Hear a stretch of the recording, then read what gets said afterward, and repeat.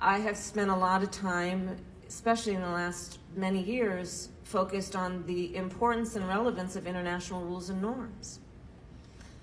And a huge believer in the responsibility that the United States of America has to uphold those international rules and norms. And we have talked about it in terms of, for example, maritime law. I've spent a lot of time in the Indo-Pacific meeting with world leaders in that region of the world, talking about international rules and norms as it relates to a free and open Indo-Pacific.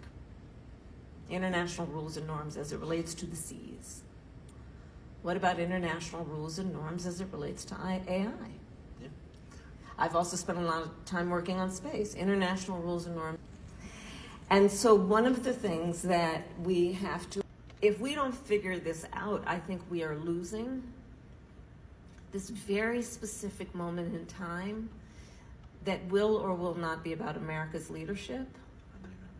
Not only on the piece that is about innovation, but the piece that is about global stability and safety.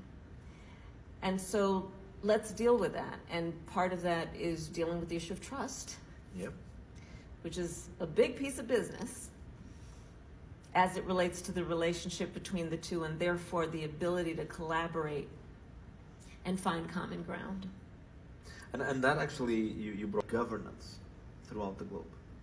So then Prime Minister Rishi Sunak asked me to come to the UK and present our perspective on safety and AI. And I was thinking a lot about, because many of you may know, I started my career as a prosecutor. So I've spent a large part of my career being concerned with safety, thinking about vulnerable people, thinking about what can we do in a way that is a system that people trust, that is designed to help, in particular, the most vulnerable. Okay. I was also thinking, so we did DoorDash, because I wanted Doritos.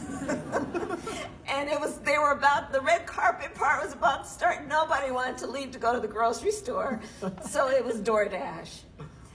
And I'm thinking about this, so I was willing to give up whatever might be the tracking of Kamala Harris's particular fondness for nacho cheese Doritos for the sake of getting a big bag of Doritos as I watched the Oscars. That's the consumer behavior. And that's right, but here's the thing. At what point do we also uplift and highlight the consumer's right to also expect, and you can debate with me if it should be a right, I think it should, to expect that the innovation would also be weighted in terms of solving their everyday problems, which are beyond my craving for Doritos, but about whatever, and I know the work is happening around, scientific discoveries, for example, to cure long-standing diseases. But I'm going to throw out another one, and you all, again, please get back to me any information you have. I would love it if there would be an investment of resources in solving the affordable housing issue in America. Like, help me with that. Help me with that. I don't know that any big VCs are going to fund it because they're going to have to figure out where the money is in that, but I'm telling you, it would really be helpful. And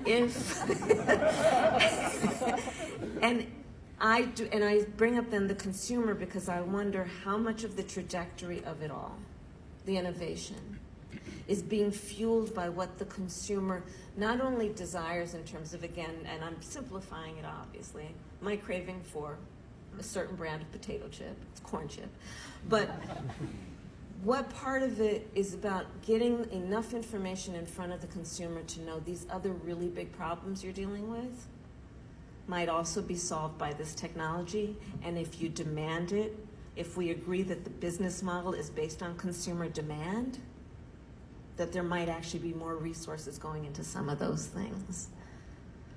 And I think that's a